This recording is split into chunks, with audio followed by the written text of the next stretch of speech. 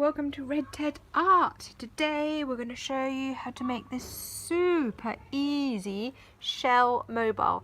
Great for summer holiday memory making and super duper easy to make. I love the combination of textures and colours and hopefully you will too. Let's get making. Okay, so here are the things you need to make your shell mobile. You shall need a stick, preferably from the beach because I think it fits. You shall need some shells with lots of holes in them. If you can find some stones with holes in them, that would be great too because that gives it some sort of weight and really pulls the shells down. Sorry about the background noise. We're out in the garden today. I love the little birdies, but the sirens not so exciting.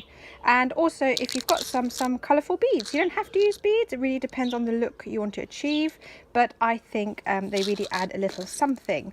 And then finally some string. Now this is an old broken kite string. I like it because it's really strong, but again you can use whatever you want. Baker's twine's really good, but I think it should be something that lasts and is durable, so this I think is really good kite string. So the first thing we do, to be honest, is have a little sit down and start arranging your mobile. I think I'm going to go for this stick here. I quite like this one. And then I think I'm going to go for 4 strands. So I'm not going to use this stone.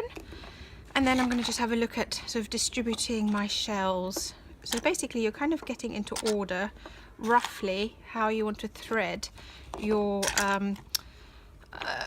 you know, your wind chime, because I think if you get it all ready it's much quicker and easier to do. And I like to kind of balance it a bit, you know, having a whole-ish shell on each one is good, and then a few more broken ones. So we've got 3 in each. I think that'll do. I've got another little shell, so I might just add it because I can. So I think that will do roughly. And then again you can have a look at your beads and just have a think about, you know, I quite like doing sort of some colours, so having sort of some reds, maybe some blues, you know, some yellows. So, you know, then you can sort of have a little bit, you know, sort out, and maybe some pinks over here. So lots of different types of beads. And then basically you just get started. You know, you cut a piece of your thread. So I'm just going to cut a little bit at the end because it's a bit frayed. And when you're beading, it's easier not to have your things frayed. Now this is quite tight, so I actually want to have my final wind chime a bit longer than this. So, you know, because I want it to, you know, hang and dangle. But I'm going to do double the amount I actually want, because then, you know, you've got extra because you're going to be wrapping your shells on. So I've cut double, about the length that I want. And the first thing I'm going to do is tie it onto my stick. So to tie it on, all you need to do is lift it over, push it under, like so, and then do another one. Bring it over, push it through, and there you have your first knot. And then you start threading. The way I've threaded them on, so they don't keep moving, is I put my thread through. Excuse my plaster, if some of you have been watching, you'll know I cut my finger whilst doing some gardening last week. It wasn't very pleasant and it looks really yucky.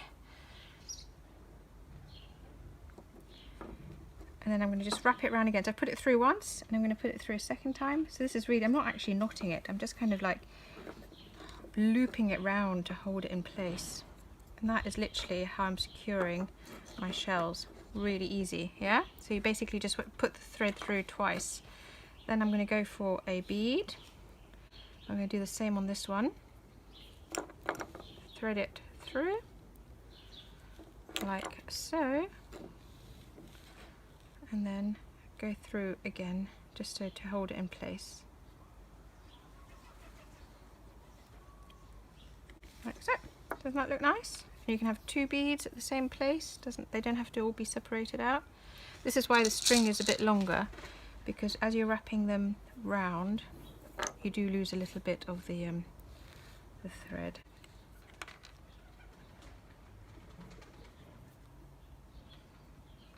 Here we go. Little butterfly. Then go to the next shell.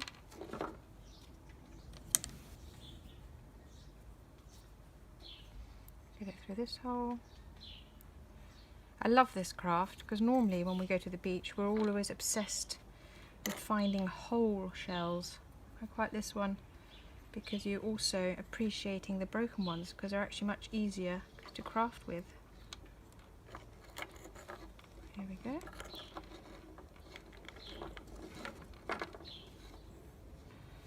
Add some more beads, and then basically once you've done that you just repeat with the other 3 strands, and then I'll come back to you and you can see some more. So I'm just going to carry on with this and speak to you in a minute.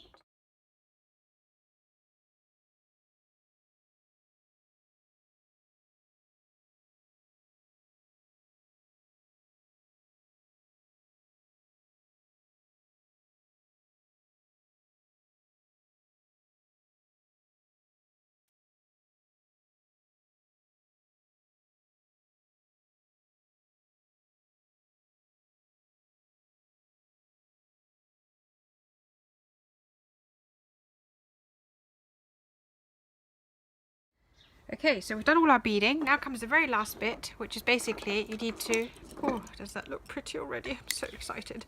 You need to put the little hanger on. Now this is the last bit. Sorry, this is all hanging off my table being pulled off. You basically take some of your leftover string and you just tie it onto one end and then the other end. Now you might have to find that you need to balance it a little bit, so you'll probably find that you have to like move it along a bit to the left or move it along a bit to the right. You know, this one, just to get it sort of, you know, balancing. I'm going to put this shell in the middle as well because I think that makes for a nice little kind of hanging up decoration.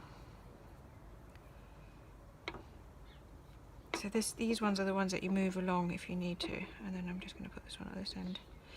Now we made one like this before about 2 years ago, and it's been hanging in our garden ever since, and 2 years later it's still hanging up. It still looks really cute.